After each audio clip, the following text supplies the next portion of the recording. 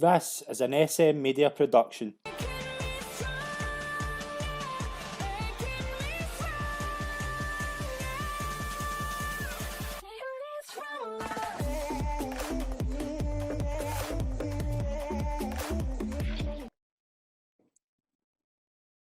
Hi everyone and welcome to the second edition of All Time 11 here on SM Media. I'm your host Scott McPike and I'm delighted to be here again. This week I've got a special guest. I've got David Edgar from the Heart and Hand Rangers podcast. David, how are you doing? Thanks very much for coming on. It's my pleasure. Thanks for having me. Looking forward to chatting. No problem at all. So basically with this show, I keep it simple. I ask the guests to pick their all-time 11 of greatest players. I'm going to do it with David simply. David's been a Rangers fan for about, how long have you been a Rangers fan, David? 37 years now. Wow. 38 years, sorry. So a long time. Seen a few good players in that time, and a few poor ones that aren't going to trouble our list like this, right enough. Yeah. But there's some crackers in there as well. Yeah, you've seen all the kind of good ones for back in the day. So we'll get started. What's your formation you're going to choose? 4-4-2, because that's how Rangers should play. Because Rangers win titles when we play 4-4-2 and we have Umbro gear. That's my take on it, and I'll never be persuaded that I don't care about. I like my tactics shows as much as anybody, and I love listening to the real elite guys talking about it. But for me, I grew up with Rangers playing 4-4-2 with a big guy up front and a wee guy next to him. Tricky wingers, hard as nails midfielders, big centre halves. That's the kind of team I like. Brilliant. Right, we'll make a start. The goalkeeper, I think, could be the hardest choice, but I'm going to just throw it to you. Who's the goalkeeper in the 4-4-2? It's Andy Goram. Again, like all Rangers fans my age, grew up with this amazing line of goalkeepers. I mean, the first couple was an aging Peter McCloy and a young Nicky Walker when I first started watching Rangers. But as soon as Graham Souness arrived, Chris Woods, and from there you had this amazing line of Chris Woods to Andy Goram to Stefan Klos to Alan McGregor, which is just immense, and it spans 25, 30 years really. And Chris Woods was different because Scottish goalkeeping was actually a joke. It used to be a regular. There was a show in the 80s, which older listeners remember, called Saint and Greavesy, and every week they would do a thing about Scottish goalkeepers.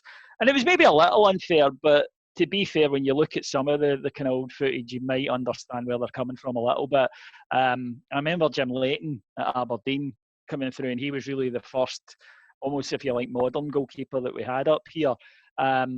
And then came through this generation. But we signed Chris Woods, and he looked like a Greek god, he had the blonde hair and big tall, an athlete, and it was a kind of the times changing a little bit, and he was brilliant. I absolutely loved Chris Woods, but for me, Andy Goram did things that no human being should be able to do. I was there the day he made that save from Van Hooijdonk, and it was right in front of me. I was right on the 18-yard line in the main stand, and you heard it, believe it or not. I mean, Van Hooijdonk caught it so sweetly that you heard it, and it's a goal because he's 6 yards out and he's caught that flush, and he somehow got to it.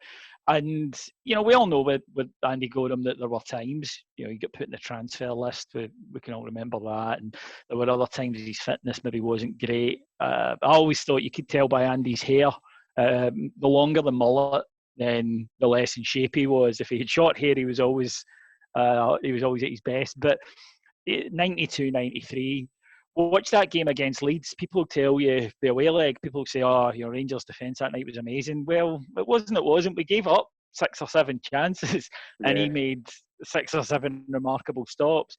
And that concentration thing for a Rangers goalkeeper of having nothing to do for 89 minutes, but then having to produce a world-class save, that's what Rangers goalkeepers get judged on. We don't care that you only had one thing to do, and he could do it. Some of the stops that he made were outrageous.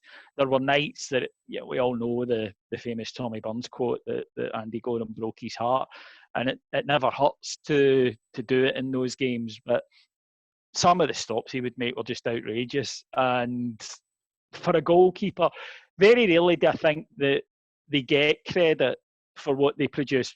Maybe now, the likes of Alisson at Liverpool or Ederson at Man City, that we're beginning to see people realise. I mean, Andy Goram wasn't a particularly great footballing player, although he was good, because remember the pass-back rule gets introduced in this era. Yeah. And it was a killer, Scott, for some goalkeepers. They just absolutely. I mean, I remember Theo Snelders was one who just couldn't adapt it at all. I was just about to come on him. Was there not a thing with the Scottish Cup final? Yep, League Cup final, 92, 93. Yeah, he goes to hand the ball. He goes to hand the ball, and McCall scores. It's a pass back, and he tries to chest it away, and McCall scores from it.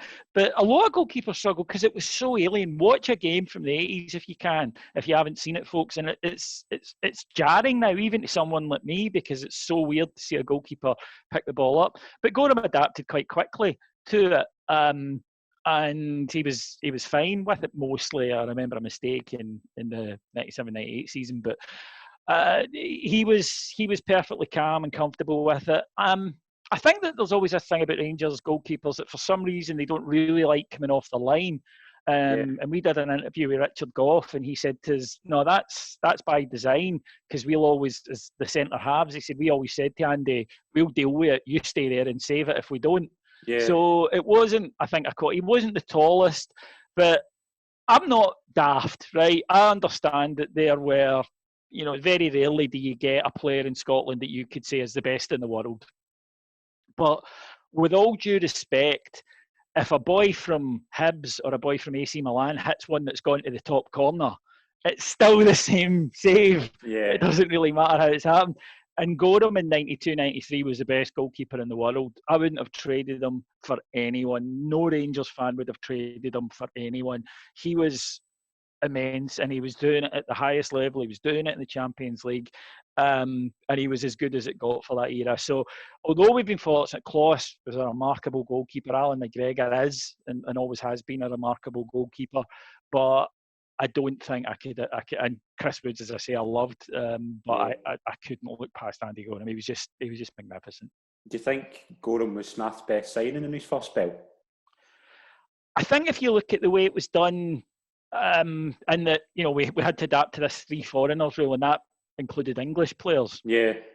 That to sell Chris Woods for 1.2 million and bring in Andy Goram for $1 million, that's an astonishingly good bit of business, really. To double your money on a guy who's been brilliant for you, and then replace him with, in my opinion, a better goalkeeper, and make money on it. Yeah, that's a hell of a deal. Yeah, just as well, just before we go on to right back, just the 1994 Scottish Cup final, that always sticks in my head, because if you remember, Ali Maxwell was a goalie that day. Do you think that result would have been different if Goram was between the sticks?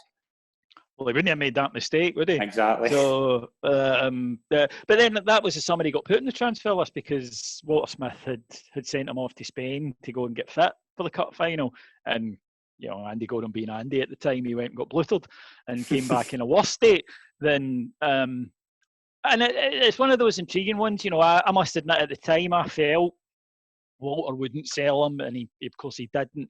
Yeah. I thought it was maybe a kind of shock to the system for him, but Walter Smith insists in interviews that I've seen since then. He insists that no, if somebody had come in for him, he would have gone. But yeah, I mean, definitely, I think that there were times in his Rangers career that he wasn't as focused on the game as he could have been. But when he was, and let's, I don't want to make it sound like he was kind of up and down. He wasn't. The vast majority of his Rangers career, he was on it. There was nobody better. Yeah. We'll move on to right back. Who we got there? Gary Stevens. Right. Would go in at right back. Still the best right back I've seen play for Rangers. Gary Stevens was 30 years ahead of his time. Gary Stevens, he could play now. He could do all the things that we ask a modern fullback to do. And again, it wasn't like Rangers had bad right backs. We did Jimmy Nicholl there. Yeah. It was terrific, in the 86-87 season. But Gary Stevens had played for Everton, and that terrific Everton side of the mid-80s. He was England international, and he came up to Scotland And again, just athletic, fit, dynamic, terrific defender. This is the era still where, obviously the biggest thing for any defender was to defend. Yeah. And he could do that. He had that recovery pace, which I think a fullback is always a good thing to have. But in terms of getting forward, he was just a constant menace. He was up and down that flank constantly. And that was a bit unusual. That wasn't really something you'd always seen. I mean, Rangers had guys like Sandy Jardine who'd done it. Yeah. But it wasn't common in the game as a whole at the time. And Gary Stevens was just, he was fantastic. He had terrific energy levels. He had, great delivery from wide. But importantly for that era, he was a reliable defender. And again, I think that maybe for younger Bears that they might hear us older guys talking about him and maybe not realise it. Think about it, folks. We had the England right back. Yeah. Think about that now, for example. And he fits into that lineage for me. And like I say, a guy, 30 years ahead of his time, because he had the playing style that you could play now. And I know he's going through a bit of a tough time at the moment with one of his kids is seriously ill. So absolutely. Wish him all the best. He was a joy to watch in a blue shirt. Brilliant. We'll move on to the other side. We'll move on to left back. Who we got filling that? This is a tough one. We've had some real quality players in there over the years, and some real crowd favourites. I think I'd have to give it to Arthur Numan, because he was just he was sheer class, wasn't he? Yeah. Such an elegant player, never hurried, wonderful touch, which you maybe would expect from a Dutch international. Again, the energy levels, again, would get up and down the flank. A danger, could also get involved, score goals, link up play with whoever it was in front of him those first couple of years. Good players, don't get me wrong, that were in front of him. It was, George Alberts or Neil McCann, so it's pretty decent level in front of you. But no, and don't get me wrong, there have been other guys in there. I really liked Stuart Monroe. I think he's a very underrated player. And again, it's the my team dad always says that, yeah. He's that 7 out of 10 thing, and so was obviously another more modern one, Sasa Papach. Yeah. Guys you could rely on, guys that you just knew every week, right? Left backs dealt with. We don't need to worry about that. They were always fit.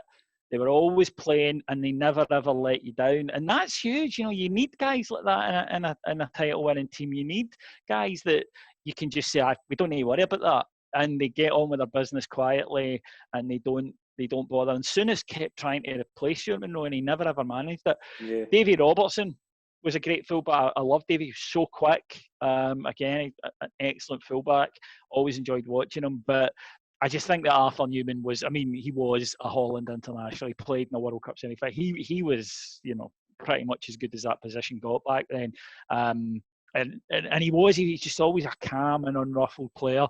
So he would go in at left back for me. How big a coup was that for Advocat? Like, obviously it was Advocat's first signing in 1998, but I thought it was a story not like he basically said when he took the Rangers job to Numan, yeah, you're coming with me. Was that?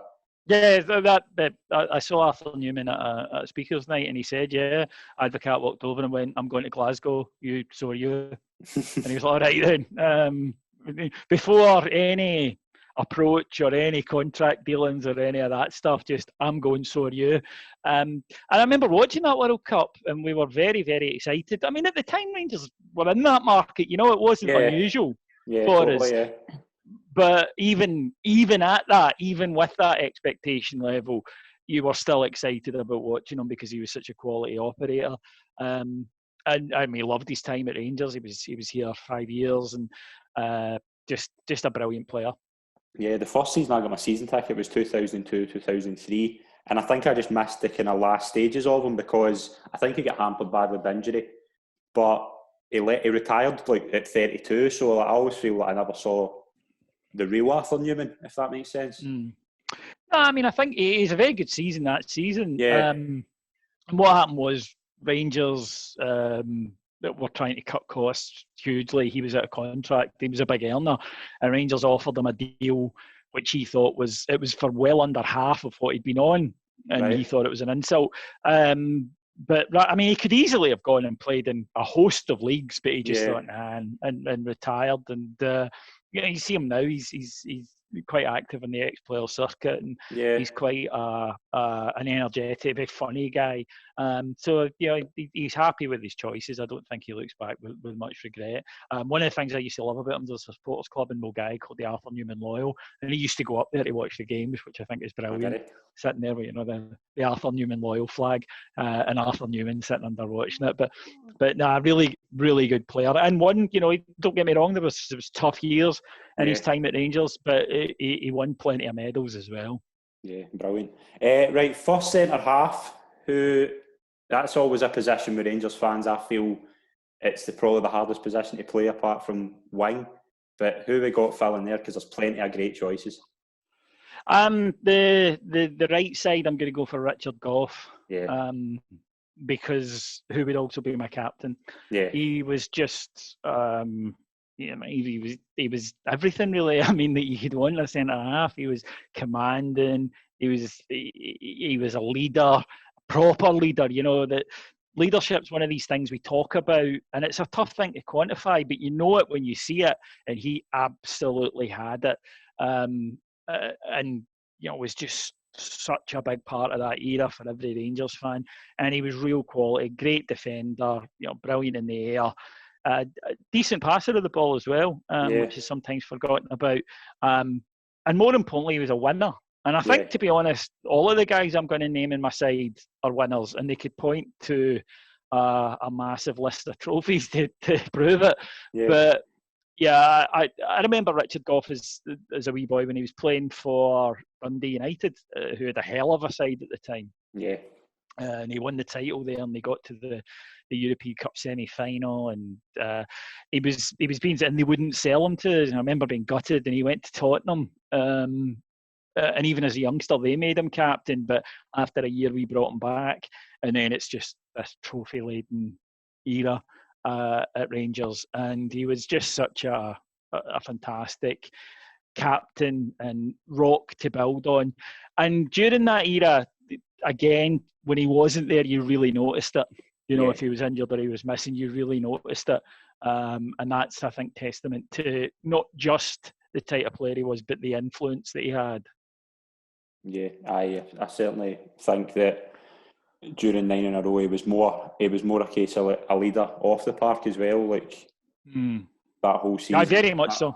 That whole kind of last season, like he went to America. Do you think they missed his presence in the team? That 10 in a row. We brought him back. I think after only about 3 months, and I don't know if it'd been right for him to go in the summer. It was right for him to be away. I think it was a decision he regretted quite quickly, and he got the opportunity to come back, and he came back. Like a lot of that side, they played on a season too long. Yeah, I think that we all know that, but it doesn't take away from as I say, that early 90s side. Definitely. That he was the leader of, and he was just. Every year he waved silver things at us, and that's what I'm after from a skipper. Mm-hmm. Who partners him in the other side of the fence? Terry Butcher. Yeah. I loved Amo. How could you not? He was Amo was so much fun. He was just a walking big character, and he was impossible, I think, not to love. And he would drive you mad, don't get me wrong. He would drive you mental sometimes, but then he's such a good player when when he was on it. But again, people might forget just how good Terry Butcher was. He was the England centre half, and when he came up here, he was again a leader and again a winner.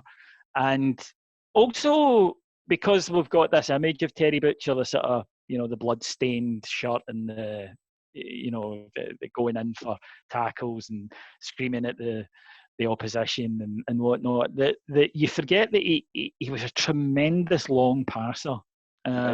He was absolutely superb at coming out of defence and hitting these 60-yard balls to Davie Cooper or Mark Walters, pinpoint. and just started so many attacks. And it sounds like when you say that, it's a bit of, oh, he could hit a good long ball. No, there's a difference between, as we all know, a long ball and a long pass. And Terry Butcher's were not hits into an area. He would say, oh, there's Mark Walters, and with 60, 70 yards, just drop it right on his foot. And I think that's maybe an underrated thing. And again, threaten the opposition box, as was Richard Gough. I'd really fancy this side of mine at set pieces against anybody. Yeah. God, even now, even with all the players in their 50s and 60s, I'd still fancy it. They were such a physical threat. And again, it's part of that thing of, if teams wanted a fight against us, fine. These guys would have a fight. They weren't bothered at all about that, because then they would play the football and they knew they were better than you. And I think that's essential, because let's be honest, some away games, even now for Rangers, are just a war. And if you don't want to, you've got to overcome that and then play your football. And you can't do one or the other. You've got to do both, because if you just win the battle, that's cool. You'll get a 0-0 draw. Nothing will happen. It'll just, the ball will be a prisoner. Yeah. But if you can then let your quality players do their thing, and Rangers were so good at that in the 90s.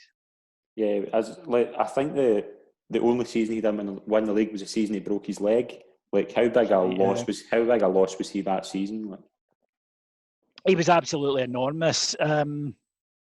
It's become a wee bit of sort of like received wisdom that, we would have won the league if he hadn't broke his leg. I'm not sure we would have, much as I hate to say it, but that was Celtic's anniversary season, and they put everything they had into that to win the league. And then, you saw that, because they then collapsed immediately after it. Yeah.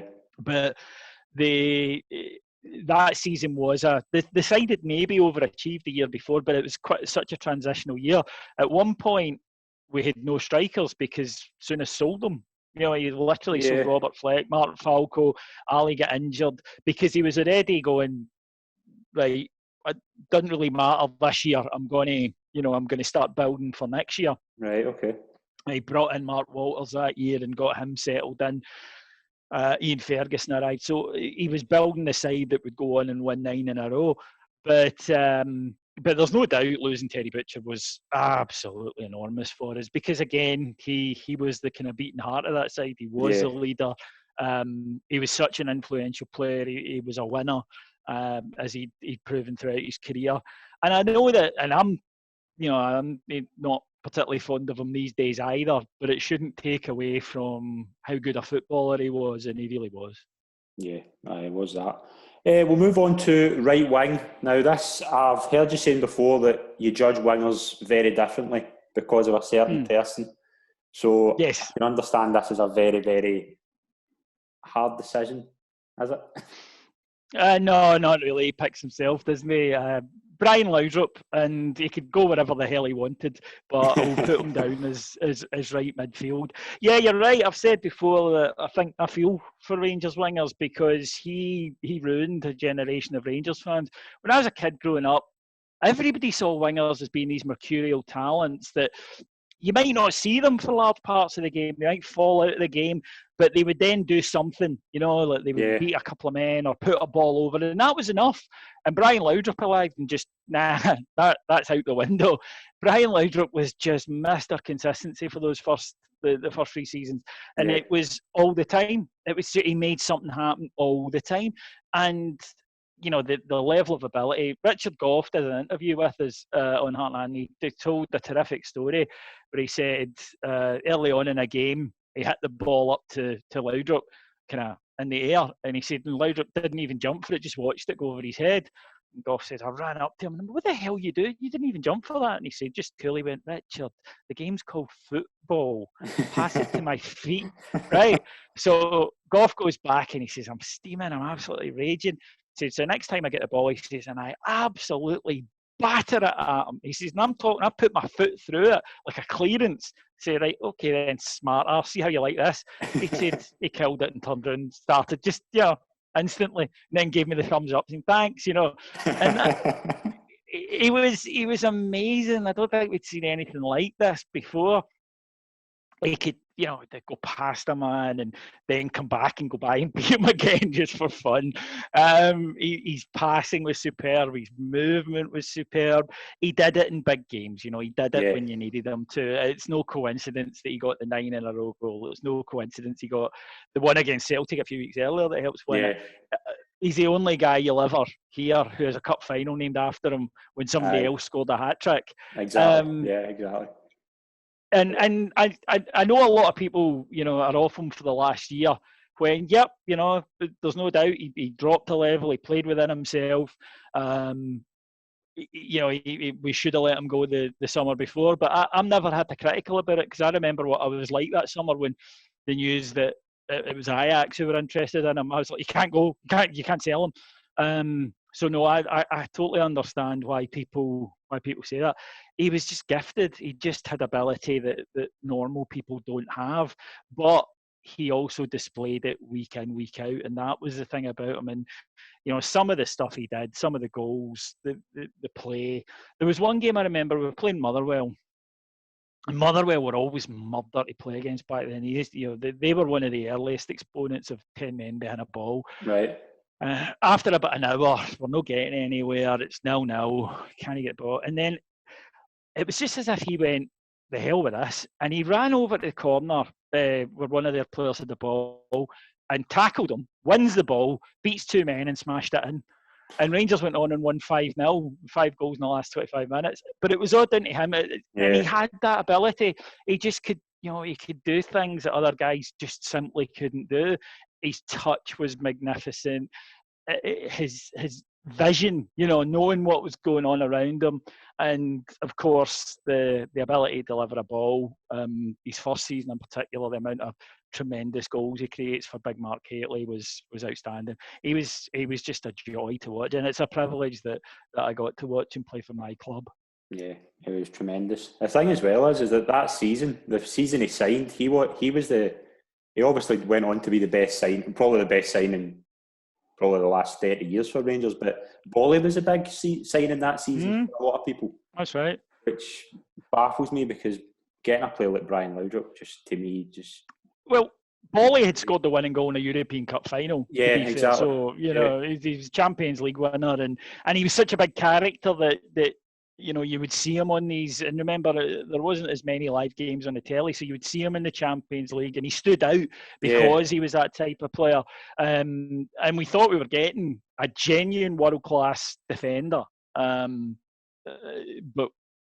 for whatever reason he wasn't. But very quickly it became clear with Laudrup, it was like, no. His first game that I saw him in, that I was physically there at, was when we played Motherwell in the first day of the season, and that's the one where it's 1-1 in injury time and he gets the ball inside the Rangers half and he just goes on this mazy run that ends with a pass and Duncan Ferguson. It's a good finish, actually. He never gets any credit for it, Duncan Ferguson, but that run, you were everybody was sitting going, oh, hang on a minute here, this guy's a bit special, and then he just went on and improved it.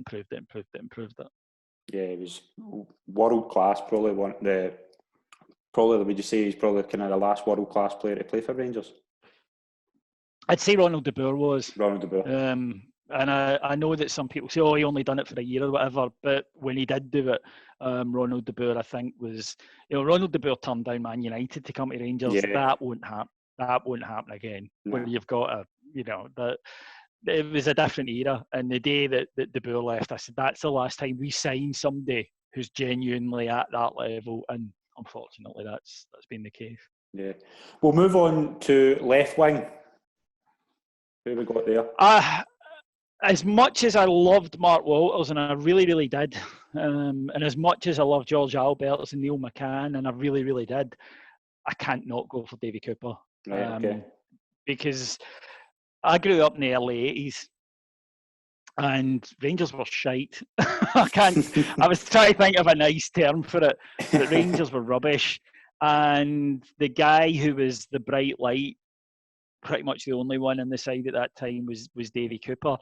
And of course people will tell you, Moody Blue, and there was games he didn't do it, but he was surrounded by really average players in I think probably you could argue the strongest Scottish league of all time, because you had Aberdeen winning the Cup Winners' Cup, you had Dundee United getting to the semi-final.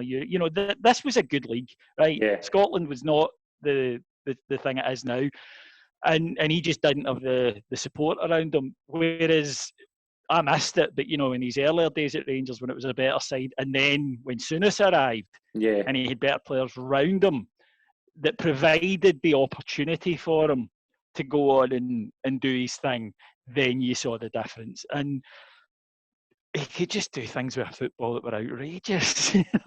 In terms of close control, I honestly still don't think I've seen anybody, and apart from maybe the very, and I'm talking the very top level, your Messi, Maradona level. Yeah. I don't think I've seen anybody who had the close control Davie Cooper had. He would go in these runs. There's a goal against Hearts early in 86, 87 in a 1-1 draw that it's an own goal, but it's entirely caused by his run. And he's just gliding past these players like they're not there. And when he was doing that, I don't know how you stop him. I don't think opposition teams could. Tremendous passer as well. That brilliant goal Ian Durrant scores against Celtic. Yeah. The no-look reverse pass. I mean, that's just sensational. One, to have the vision to spot it. Two, to have the balls to try it. And three, to have the ability to execute it. Yeah. Very few people have got all three of those in their locker, and he did. And then we all know about his free kicks. There was one against Hibs, actually. It's not really well remembered because although we won that game, it was a two-legged tie and we lost. Right. But I mean, it was from about 35 yards, and it just nearly took the net off the stanchion. And then, of course, the one everybody remembers, and so they should, the cup final goal, the League Cup final goal against Aberdeen. I've seen George Albert's, and I still don't think I've seen anybody hit a ball as hard as Davie Cooper hit that one. It was like a missile. I mean, it was just nothing. They could have built a brick wall, and it would have knocked one out and gone in. It was tremendous. He was such a fabulous football player. And then he goes to Motherwell at the so-called end of his career, and he's a legend there because of how well he played for them as well. Just gifts that normal people don't get. Yeah, he was outstanding. There was one, and probably the player I would say, if I could go back and watch, I would choose him just because my dad used to tell me stories of how, because he was Scottish, I think, as well, like how gifted he was. Like, it was just he was tremendous. If he hadn't been a homebody, and people said that about him, that, if you wanted a night out, Ali McCoist said, if you wanted a night out with Davie, you had to go to Hamilton. He was just a local guy who loved where he came from. If he'd wanted to back then, if he'd gone to England or Italy, he would have been a sensation because its ability, it can't be replicated. And you can get players who work really hard, and you get players who have great energy, but that's brilliant, but you can't replicate that natural. There are players who just glide. Laudrup was one of them. Yeah. They just, in a way that even somebody as much as I love, like Neil McCann, didn't. Neil McCann was a guy who had ability but worked really hard, and he was about pace and he was about energy. And Cooper, it was just something different. He had the kind of the drop the shoulder and the slinky hips, and at times it was like it didn't matter about the opposition because they weren't there. They weren't going to be able to do anything about him. He would just go into the zone, and then you couldn't stop him. Yeah. We'll move on to the two centre midfielders. Who have we got in there? I have a rough idea. I know one of them. This was really tough for me because I wanted to see Graham Souness. Right. Okay. But if I pick Graham Souness, I'm not picking him for what he did for Rangers. He did have some good games for Rangers, but it wouldn't be based on Rangers. It'd be based on how good he was. And there were certain games for Rangers he was magnificent. Don't get me wrong. There's a wonderful piss take he does of Roy Aitken during an Old Firm game. Right. That's just superb. But I've got to go for two guys. The first one is Barry Ferguson. Right. Okay. And that might surprise people, But Barry Ferguson 2002-2003 is the best individual season I've ever seen from a Ranger. And yep, I know people might be going, what are you talking about? You know, I've heard that from people like, oh, Laudrup and McCoist, and they're right. You know, it's just, but that season was everything. You know, he was 25 goals. He was the captain. He was the beating heart of the side. He was the leader. He was the top goal scorer. He was the guy that drove us on. And every week we would be coming at Ibrox going, God, Barry was brilliant today. And I'm not talking about that 7 out of 10. I'm talking 8s and 9s every week. Yeah. He was just fabulous. He had the lot. He could pass. He could tackle. He could shoot. He could head the ball. There was no weaknesses in his game. He was absolutely superb. And although he had some magnificent times in his second spell, I don't think he ever quite hit the heights that he did that year. He was just a tremendously gifted footballer, and that year he was vital to, I think, a very underrated Rangers team, that 02-03 one. Yeah. I've just got a wee story as well about Barry Ferguson, because that was the first season I really remember, and that season he was everything to me. He was my favourite player. He was my hero. And I don't know if you remember, David, but if you were ever in Ayr, there used to be a Rangers shop down the bottom of the high street. Oh yeah.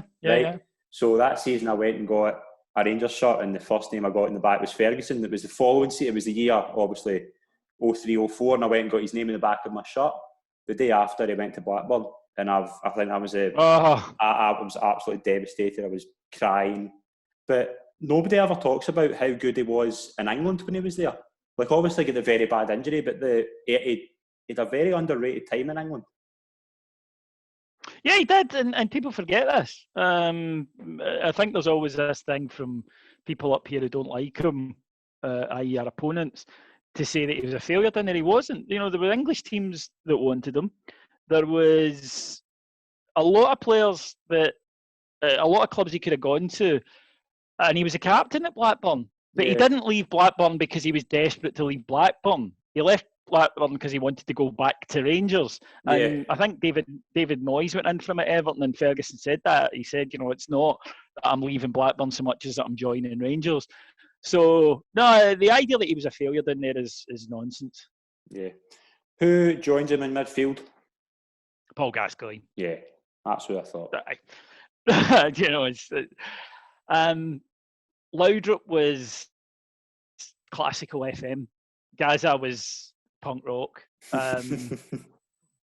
He was just, you always got the impression that if Gaza hadn't been a footballer, he would have been next to you in the boozer before we went into the football. You know, he was all of us. You know, he was just a bloke.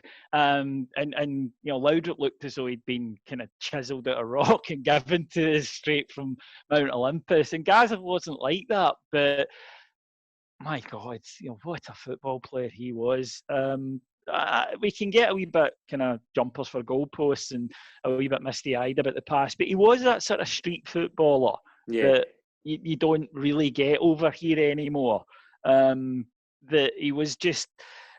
He wanted the ball. He was almost like he had a kid-like energy that he wanted to be involved. And again, you know, Richard Gough told us about the tackling. They would say to him, Gaza, don't, right? You can't do it. You're not good at it. And he's like, no, I'll come back and help out in the defence. Like, no, don't. Just stay up there. All that's going to happen is you're going to give away a penalty or get booked. Just you stay up there.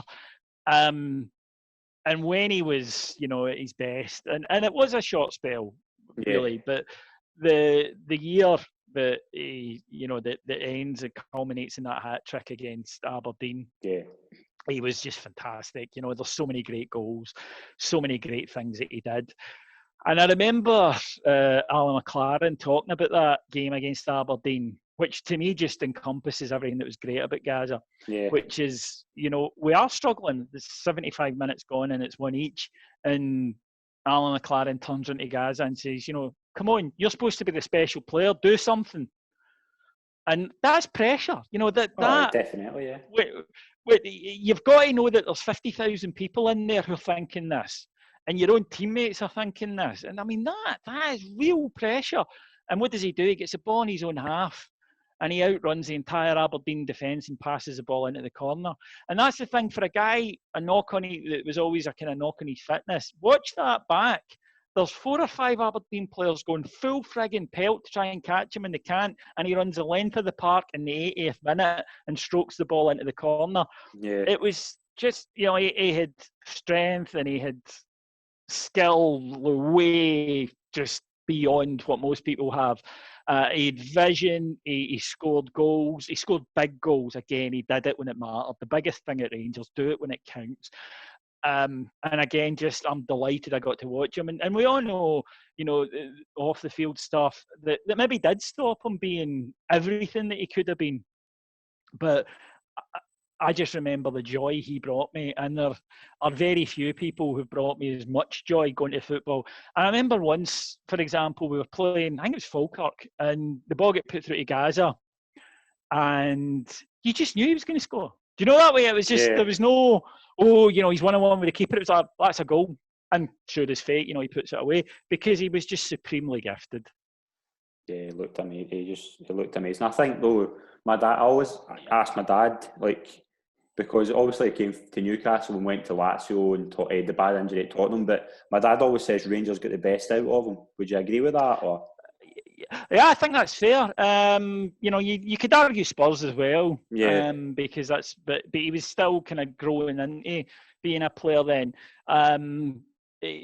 England at that World Cup, he gets a move to Lazio, but he gets a terrible injury, and his time in Italy is plagued by that injury. But he came to Rangers, and it took a wee while to get going.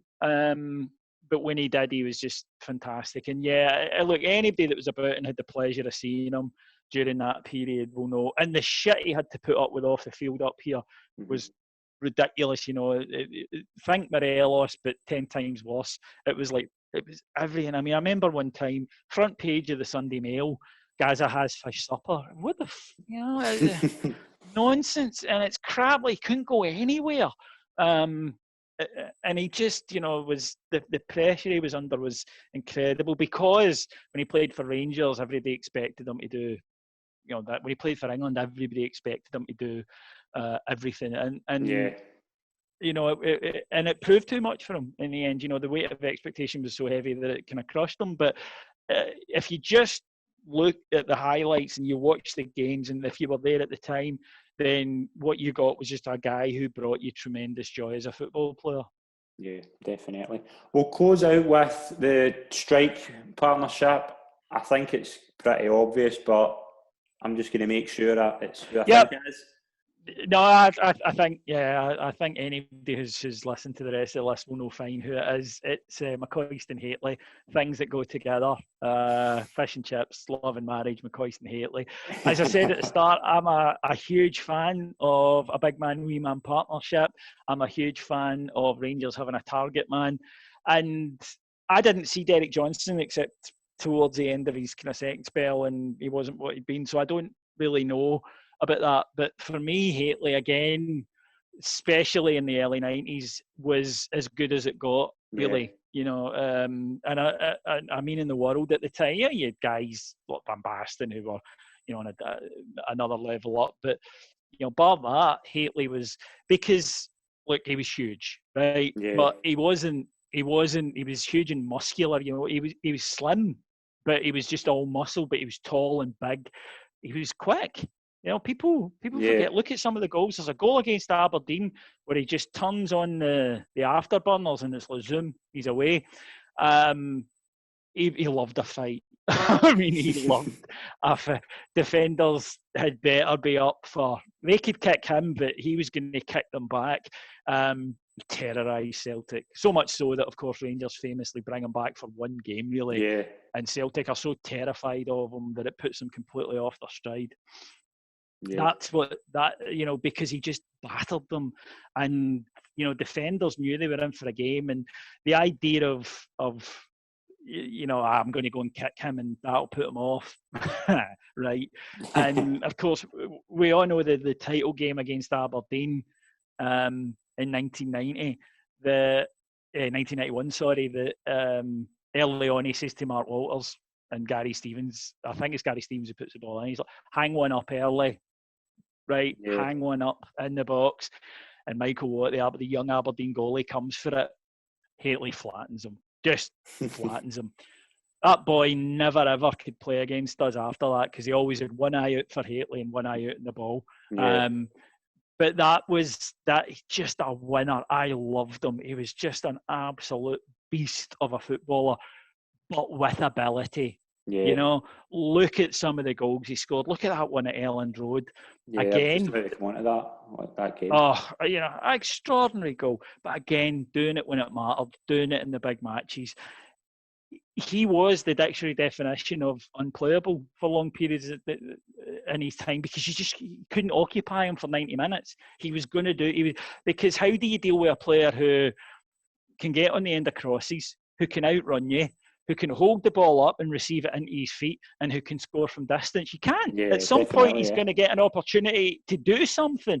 And he was brilliant. I absolutely adored him. I thought he was just a wonderful footballer. And to me, exactly the type of striker that I love Rangers having. There's nothing better to me than that combination of power and skill. Yeah. We'll move on to McCoist as well, obviously the record goal scorer, but just how important was he for that team? Ali McCoist is still my hero and always will be. And I know that people will point to the managerial spell and some other things, and that's cool. You know, I'm not going to argue with you. I'm not going to tell you you're wrong for that. But I just remember Ali McCoist, the footballer, and he was Roy of the Rovers. You know, he was a comic book character come to life. He was young and he was handsome and he just banged them in, and he was cool and he was funny.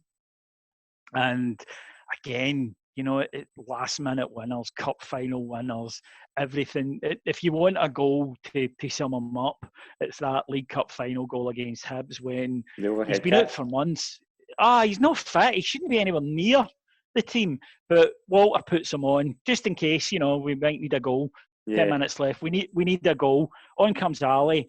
Yeah, of course he gets a winner. But not just a winner. It's a fucking overhead kick.